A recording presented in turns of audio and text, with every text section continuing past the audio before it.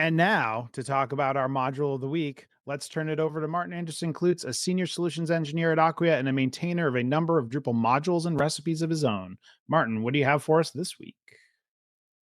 Thanks, John. Have you ever wanted a Drupal native solution for tracking website visitors and their behavior? There's a module for that. It's called Visitors, and it was created in March of 2009 by user Gashev, though recent releases are by Stephen Ayers, who goes by BlueGeek9 on Drupal.org. It has an 8.x-2.19 version, which works with Drupal 10 and 11, and it is actively maintained, has coverage for both security and automated tests, and it does have a documentation guide on Drupal.org as well. It has 20 open issues, none of which are bugs against the 8.x branch, which is pretty great considering that the module is officially in use by over 6,000 sites. Now, a benefit of using a Drupal native solution is that you retain full ownership over your visitor data. Not sharing that data with third parties can be important for data protection regulations as well as data privacy concerns. You also have a variety of reports you can access directly within the Drupal UI, including top pages, refers, and more.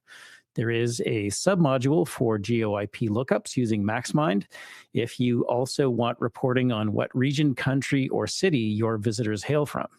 It provides Drush commands to download a GeoIP database and then update your data based on GeoIP lookups using that database.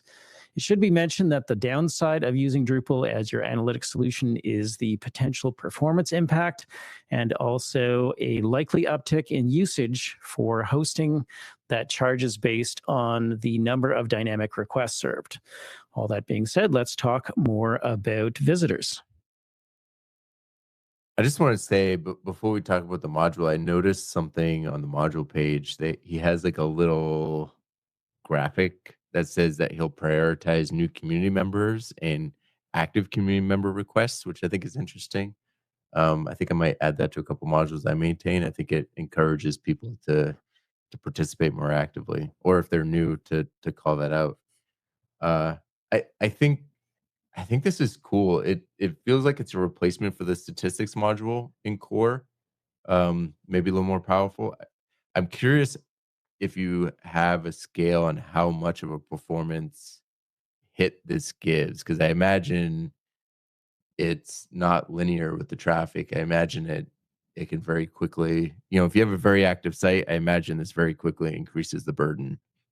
Um, Yeah, it's a good question. I don't really have any hard data on that question. I know for a long time, anybody who was passionate about performance in Drupal would say, one of the first things you should do is disable the statistics module.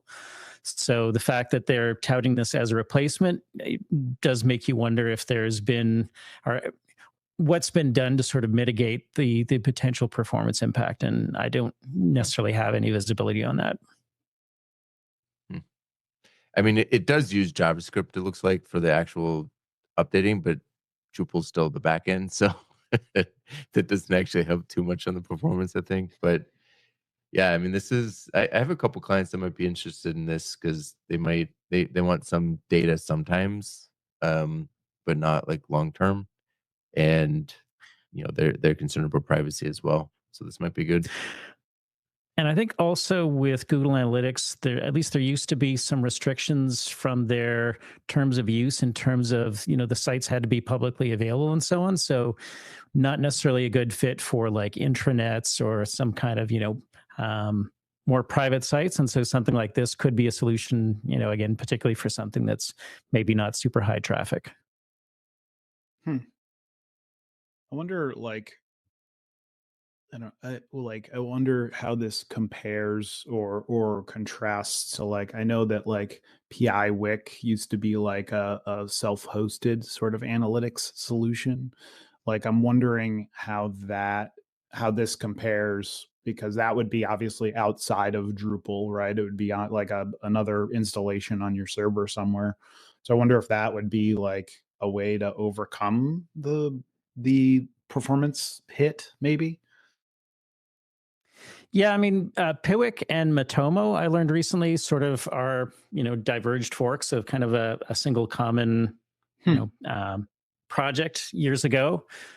So I think they're similar in terms of being either self-hosted or at least kind of third-party, potentially hosted analytics apps that can be again another alternative to something like a Google Analytics. Yeah. Um, I think you're right that they might be engineered a little bit more in terms of optimized, because being an application specifically built for handling analytics might have some additional you know optimizations built in from a performance standpoint, but then you would need to sort of have a Drupal integration to bring in the reporting the way that you would have with something like visitors. So that's probably Right. where there's a potential trade-off there.